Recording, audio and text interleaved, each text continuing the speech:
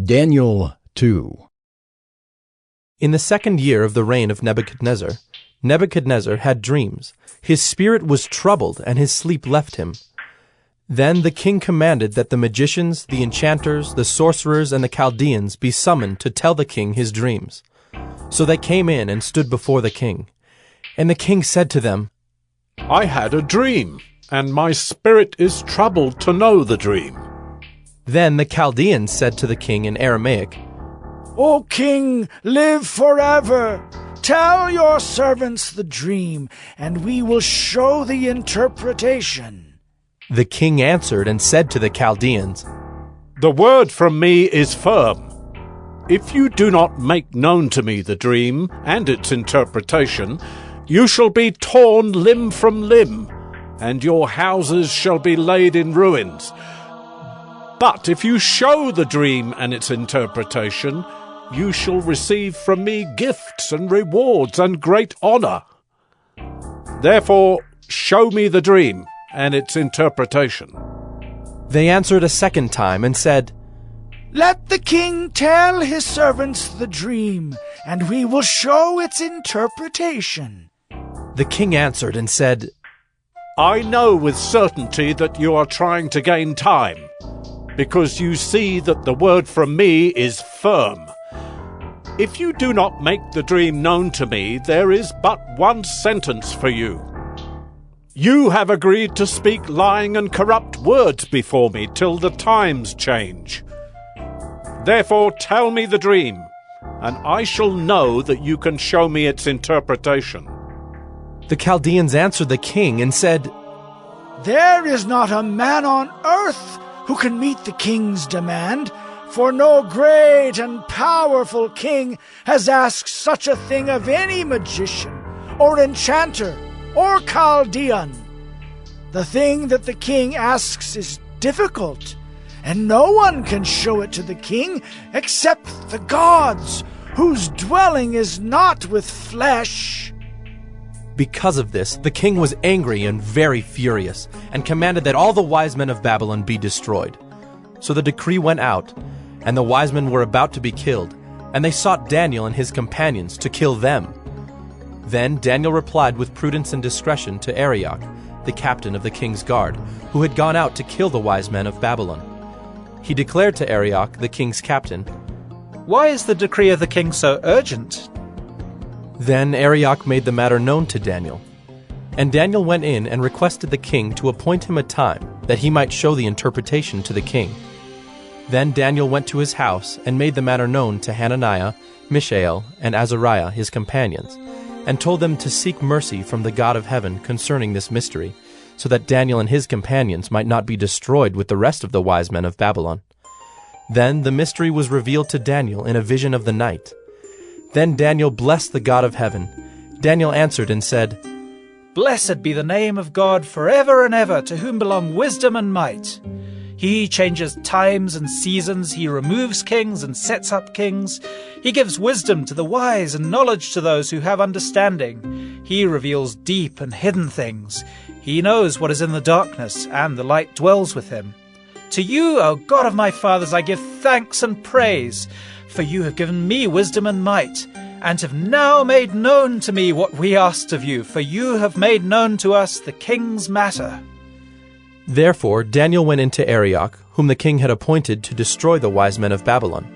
He went and said thus to him, Do not destroy the wise men of Babylon.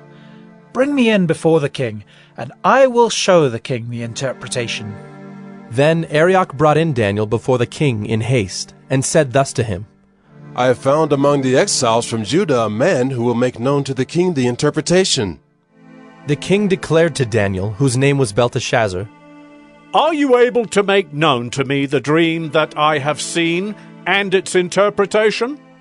Daniel answered the king and said, No wise men, enchanters, magicians, or astrologers can show to the king the mystery that the king has asked.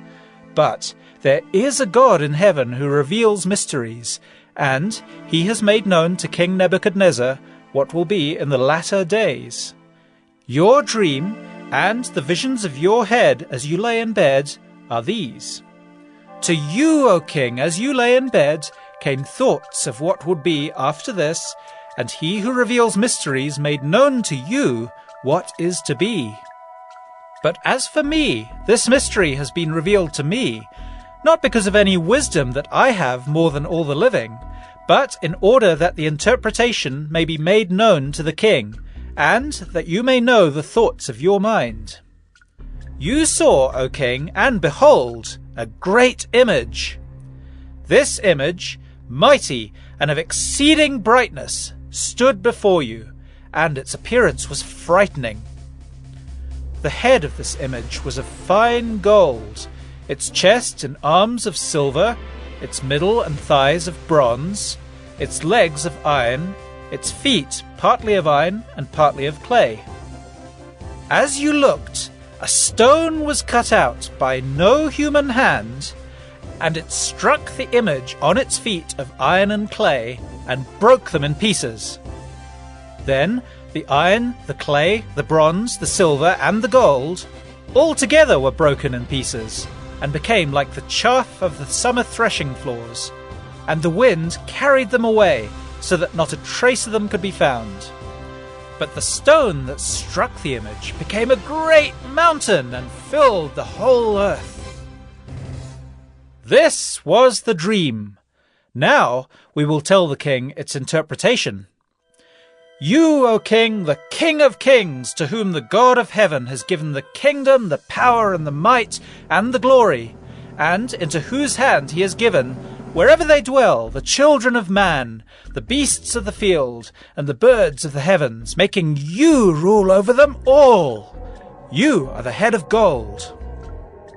Another kingdom, inferior to you, shall arise after you, and yet a third kingdom of bronze, which shall rule over all the earth. And there shall be a fourth kingdom, strong as iron, because iron breaks to pieces and shatters all things. And, like iron that crushes, it shall break and crush all these. And, as you saw the feet and toes, partly of potter's clay and partly of iron, it shall be a divided kingdom, but some of the firmness of iron shall be in it, just as you saw iron mixed with the soft clay. And as the toes of the feet were partly iron and partly clay, so the kingdom shall be partly strong and partly brittle. As you saw the iron mixed with soft clay, so they will mix with one another in marriage, but they will not hold together, just as iron does not mix with clay. And in the days of those kings, the God of heaven will set up a kingdom that shall never be destroyed, nor shall the kingdom be left to another people. It shall break in pieces all these kingdoms and bring them to an end, and it shall stand forever. Just as you saw that a stone was cut from a mountain by no human hand, and that it broke in pieces the iron, the bronze, the clay, the silver, and the gold. A great God has made known to the king what shall be after this. The dream is certain, and its interpretation sure. Then King Nebuchadnezzar fell upon his face and paid homage to Daniel, and commanded that an offering and incense be offered up to him. The king answered and said to Daniel, Truly, your God is God of gods and Lord of kings, and a revealer of mysteries, for you have been able to reveal this mystery. Then the king gave Daniel high honors and many great gifts, and made him ruler over the whole province of Babylon, and chief prefect over all the wise men of Babylon. Daniel made a request of the king, and he appointed Shadrach, Meshach, and Abednego over the affairs of the province of Babylon. But Daniel remained at the king's court.